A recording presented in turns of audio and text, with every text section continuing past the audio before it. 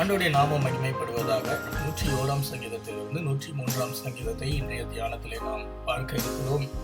101ஆம் சங்கீதம் தாவீது எழுதினதாக கூறப்பட்டிருக்கிறது. இரக்கத்தையும் நியாயத்தையும் குறித்து பாடுவேன் என்று அவர் ஆரம்பிக்கிறார். தேவனுடைய இரக்கம், தேவனுடைய நியாயம், இவைகளை குறித்து நான் அதிகமாக பாடுவேன், உம்மை கீர்த்தனம் பண்ணுவேன் ஆண்டவரே என்று இந்த சங்கீதத்திலே துவக்கத்திலே கூறுகிறதை நாம் பார்க்கிறோம். அது மாத்திரமல்ல, உத்தமமான வழியிலே விவேகமாய் நடப்பேன், எப்பொழுது என்னிடத்திலே வருவீர், என் வீட்டிலே உத்தம இருதயத்தோடு நடந்து கொள்வேன் என்று தாவீது ஆண்டவரை பார்த்து கூறுகிறார். என்னுடைய உள்ளம் உத்தமத்தினாலே நிறைந்திருக்கும், நான் உத்தமனாக காணப்படுவேன், என் நியாயம் தீர்க்கிற தேவன் உமக்கு முன்பாக உத்தமனாய் வாழ்வேன் என்று சங்கீதக்காரன் கூறுகிறார்.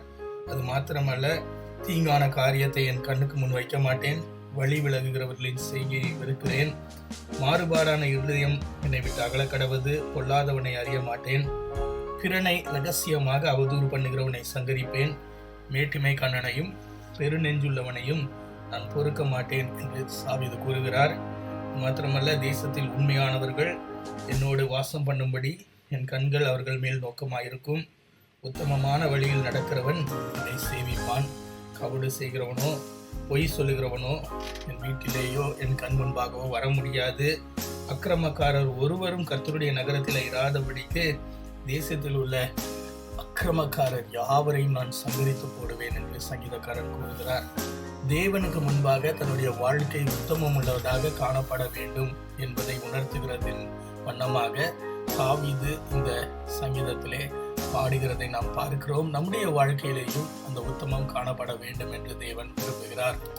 102ஆம் சங்கீதம் இப்படியாக சொல்லுகிறது: துயரப்படுகிறவன் துக்கத்தில் மூழ்கி கர்த்தரிடத்தில் தன் வியாகுலத்தை தெரிவித்து செய்யும் விண்ணப்பம். இந்த சங்கீதமானது ஒரு விண்ணப்பத்தின் பாடலாக இருக்கிறது. அநேக நேரத்திலே நம்முடைய துக்கத்திலே நாம் புலம்புகிறவர்களாக காணப்படுகிறோம். ஆண்டவர் ஏன் எனக்கு இப்படி அனுமதித்தார், என்னுடைய காரியம் ஏன் இவ்வாறாக நடக்கிறது என்று புலம்பி தள்ளுகிறவர்களாக இருக்கிறோம். சங்கீதக்காரனோ இங்கே தன் வியாகுலத்தை தெரிவித்து தேவனிடத்திலே விண்ணப்பம் செய்தான் என்று சொல்லி நாம் பார்க்கிறோம். நம்முடைய வாழ்க்கையிலேயும் கூட நம்முடைய வியாகுலத்தை நாம் தேவனிடத்திலே தெரியப்படுத்த வேண்டும். ஆண்டவர் மீது நாம் நம்பிக்கை உள்ளவர்களாக இருக்கிறோம் என்பதை உணர்த்தும்படியாக தேவனிடத்திலே நம்முடைய வியாகுலத்தை தெரியப்படுத்த வேண்டும் என்று ஆண்டவர் விரும்புகிறார். முதல் வசனத்திலேயும் கூட, கர்த்தாவே என் விண்ணப்பத்தை கேளும், என் கூப்பிடுதல் உம்மிடத்திலே வருவதாக என்று சங்கீதக்காரன் கூறுகிறார்.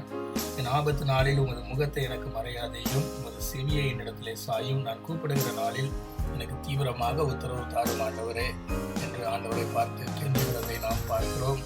3ஆம் வசனத்திலிருந்து நாம் பார்க்கும் பொழுது, தன்னுடைய நாட்கள் புகையாக இருக்கிறது, என் இருதயம் புல்லை போல உலர்ந்து போகிறது, என் போஜனத்தை புசிக்க முடியவில்லை, என் பெருமூச்சின் சத்தத்தினால் என் எலும்புகள் மாம்சத்தோடு ஒட்டி கொள்கிறது, நான் வனாந்திர நாரையைப் போல, பாழான இடங்களில் தங்கும் ஆந்தையைப் போல, நித்திரை இல்லாமல் வீட்டில் இருக்கும் குருவியைப் போல காணப்படுகிறேன் என்று தன்னுடைய நிலைமையை இந்த இடத்துல இந்த சங்கீதக்காரன் கூறுகிறதை நாம் பார்க்கிறோம்.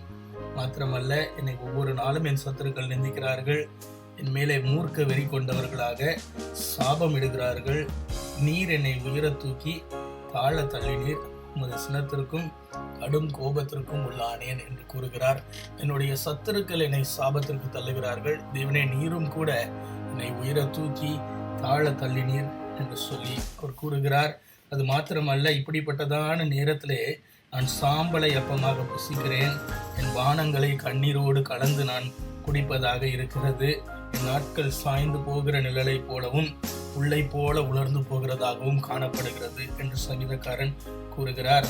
ஆனால் கர்த்தராகிய நீரோ என்றென்றைக்கும் இருக்கிறீர், உடைய பெயர் பிரஸ்தாபனம் தலைமுறை தலைமுறையாக இருக்கும், நீர் எழுந்தருளி சியோனுக்கு இறங்குவீர், அதற்கு தயை செய்யும் காலமும் அதற்கு குறித்த நேரமும் வந்தது என்று சொல்லி அவர் கூறுகிறார். ஆண்டவரே, நீர் ஏற்ற நேரத்திலே எனக்கு உதவி செய்வீர், நீர் எனக்கு இறங்குவீர் என்று சொல்லி சங்கீதக்காரன் அறிக்கையிடுகிறார். 14ஆம் வசனத்திலே, உம்முடைய ஊழியக்காரர் அதன் கல்லுகள் மேல் வாஞ்சை வைத்து அதன் மண்ணுக்கு பரிதபிக்கிறார்கள், கர்த்தர் சீயோனை கட்டி தமது மகிமையிலே வெளிப்படுவார், திக்கற்றவர்களுடைய ஜெபத்தை அலட்சியம் பண்ணாமல் அவர்கள் விண்ணப்பத்தை அங்கீகரிப்பார் என்று சொல்லுகிறார். ஊழியக்காரரின் ஜெபம், திக்கற்றவர்களின் ஜெபம் ஒரு நாளும் தேவனிடத்திலே அது பதில் இல்லாமல் போகிறது இல்லை. தேவன் நிச்சயமாக பதில் தருவார். ஆண்டவர் விண்ணப்பத்தை கேட்கிற தேவனாக இருக்கிறார். 17ஆம் வசனத்திலே சொல்லுகிறார், ஜாதிகள் கர்த்தருடைய நாமத்துக்கும் பூமியிலுள்ள ராஜாக்கள் எல்லாரும் உடைய மகிமைக்கும் பயப்படும்படியாக நீர் அப்படி செய்யும். பின்வரும் சந்ததிக்கு இது எழுதப்படும், சிருஷ்டிக்கப்படும் ஜனம் கர்த்தரை துதிக்கும் என்று சங்கீதக்காரன் கூறுகிறதை நாம் பார்க்கிறோம். கர்த்தர் கட்டுண்டவர்களின் பெருமூச்சை கேட்கவும், கொலைக்கு நியமிக்கப்பட்டவர்களை விடுதலை பண்ணவும் தம்முடைய உயர்ந்த பரிசுத்த ஸ்தலத்திலிருந்து பார்த்து வானங்களிலிருந்து பூமியின் மேலே கண்ணோக்குகிறார். கர்த்தருக்கு ஆராதனை செய்ய ஜனங்களும் ராஜ்யங்களும் ஏகமாய் கூடிக்கொள்கிறது. சியோனிலே கர்த்தருடைய நாமத்தையும் எருசலேமிலே அவருடைய துதியையும் பிரஸ்தாபப்படுத்துவார்கள் என்று கூறுகிறார். சங்கீதக்காரன் தேவன் மேல் தன்னுடைய நம்பிக்கையை வெளிப்படுத்துகிறதை இந்த சங்கீதத்திலே நாம் காண முடிகிறது. அவருடைய விண்ணப்பமானது ஒரு நம்பிக்கையின் அறிக்கையாக காணப்படுகிறது. 23ஆம் வசனத்திலிருந்து நாம் பார்க்கிறதான வழியிலே என் பலனை அவர் ஒடுக்கி என் நாட்களை குறுக பண்ணினார். நான் ஆண்டவரை பார்த்து பாதி வயதில் என்னை எடுத்துக்கொள்ளாதேயும் என்று ஒரு விண்ணப்பத்தை வைத்தேன் என்று கூறுகிறார். அது மாத்திரமல்ல, ஆண்டவர் வானத்தையும் பூமியையும் உண்டாக்கின தேவன் என்பதை அறிக்கையிடுகிறார். வானமும் பூமியும் ஒளிந்து போகிறதாக இருக்கிறது, ஆனால் தேவனோ என்றென்றைக்கும் நிலைத்திருக்கிறவர்.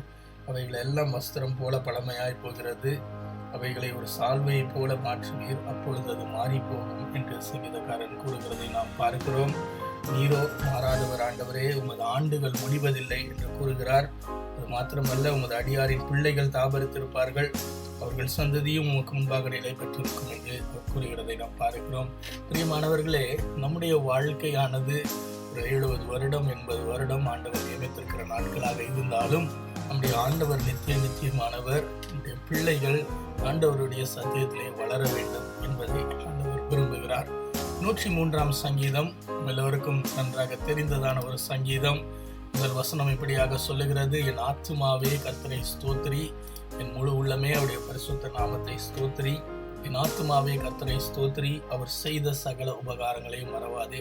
தன்னுடைய ஆத்துமாவை பார்த்து ஆண்டவரை முழு உள்ளத்தோடு நான் துதிப்பேன் என்பதாக சங்கீதக்காரன் கூறுகிறதை நாம் பார்க்கிறோம். நம்முடைய வாழ்க்கையிலேயும் நம்முடைய ஆத்துமா ஆண்டவரை துதிக்கிறதாக இருக்க வேண்டும். ஏன் ஆண்டவரை துதிக்க வேண்டும் என்று சொல்லி 3ஆம் வசனத்திலிருந்து 14ஆம் வசனம் வரைக்கும் இருக்கிறதான பகுதிகளிலே ஒரு பட்டியலை சங்கீதக்காரனாகிய தாவீது கூறுகிறார். அக்கிரமங்களை மன்னித்தார், நோய்களை குணமாக்கினார், பிராணனை அழிவுக்கு விலக்கி மீட்டார், கிருபையினாலும் இரக்கங்களினாலும் முடிசூட்டினார், நன்மையினாலே என் வாயை திருப்தியாக்குகிறார், கழுகுக்கு சமானமான என் வயது திரும்ப வாழ வயது போல ஆகும்படி செய்கிறார், ஒடுக்கப்படுகிற யாவருக்கும் நீதியை செய்கிற தேவன், நியாயத்தை செய்கிற தேவன், எப்பொழுதும் கடிந்து கொள்ளாதவர், என்றைக்கும் கோபம் கொள்ளாதவர், நம்முடைய பாவங்களுக்கு தக்கதாக நமக்கு செய்யாமல், நம்முடைய அக்கிரமங்களுக்கு தக்கதாக நமக்கு செய்யாமல், பூமிக்கும் வானத்திற்கும் எவ்வளவு தூரமோ அவருக்கு பயப்படுகிறவர்கள் மேல் அவருடைய கிருபையும் அவ்வளவு பெரியதாக இருக்கிறது.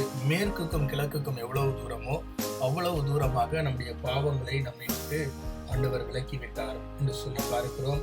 ஒரு தகப்பன் தன் பிள்ளைக்கு இறங்குகிறது போல கர்த்தர் தமக்கு பயந்தவர்களுக்கு இறங்குகிறார். நம்முடைய உருவம் என்னதென்று அறிவார், நாம் மண் என்று தேவன் நினைவு கூறுகிறார். அதனாலே நாம் ஆண்டவரை துதிக்க வேண்டும், நம்முடைய ஆத்துமா அவருக்கு நன்றி செலுத்த வேண்டும் என்று சங்கீதக்காரன் கூறுகிறார். 15ஆம் வசனத்திலிருந்து நாம் பார்க்கும் பொழுது, மனுஷனுடைய நாட்கள் அது ஒரு புல்லுக்கு ஒப்பாக இருக்கிறது, வெளியின் புஷ்பத்தை போல பூக்கிறான், காற்று அதன் மேல் வீசின உடனே இல்லாமல் போயிற்று, அது இருந்த இடமும் அதை அறியாது. ஆனால் கர்த்தருடைய கிருபையோ அவருக்கு பயந்தவர்கள் மேலும் அவருடைய நீதி அவர்கள் பிள்ளைகளுடைய பிள்ளைகள் மேலும் அநாதியாய் உள்ளது என்று சங்கீதக்காரன் கூறுகிறார். அதாவது நாம் பூத்து மடிகிறதான ஒரு பூவை போல ஒரு புல்லை போல காணப்படுகிறோம். ஆனால் கர்த்தருடைய கிருபை இது நித்தியமான கிருபை, நம்முடைய தலைமுறைகளுக்கான கிருபையாக இருக்கிறது. ஆகவே நாம் கர்த்தரை ஆத்மாவிலிருந்து ஸ்தோத்திரிக்க வேண்டும் என்று பார்க்கிறோம். இது மாத்திரமல்ல, அவருடைய உடன்படிக்கையை கை கொண்டு அவருடைய கட்டளைகளின்படி செய்கிறவர்கள் யாவருக்கும் அவருடைய கிருபை இருக்கிறது. அவர் தம்முடைய சிங்காசனத்தை வானங்களிலே ஸ்தாபித்திருக்கிற ராஜா, அவர் சர்வத்தையும் ஆடுகிறவராக இருக்கிறார். அவருடைய வார்த்தைகளை கேட்டு அவருடைய வசனத்தின்படி செய்கிற அவருடைய சௌரியவான்கள் யாவரும் அவரை துதிக்க கடவர்கள். கர்த்தருக்கு பிரியமானதை செய்கிற அவருடைய பணிவிடைக்காரர் யாவரும் அவரை துதிக்க கடவர்கள். நாமும் நம்முடைய ஆத்மாவிலிருந்து கர்த்தரை ஸ்தோத்தரிக்க வேண்டும் என்று சங்கீதக்காரன் கூறுகிறார். பிரியமானவர்களே, நாமும் கூட அப்படியாக தேவனை ஸ்தோத்தரித்து துதிப்போம். ஆண்டவர் நம்மிலே பிரியமாயிருக்கிறார். இந்த வார்த்தைகள் உங்களுக்கு பிரயோஜனமாக இருந்திருக்கும் என்று விசுவாசிக்கிறேன். நாளைக்கு வேறொரு பகுதியை தியானிப்போம். God bless you.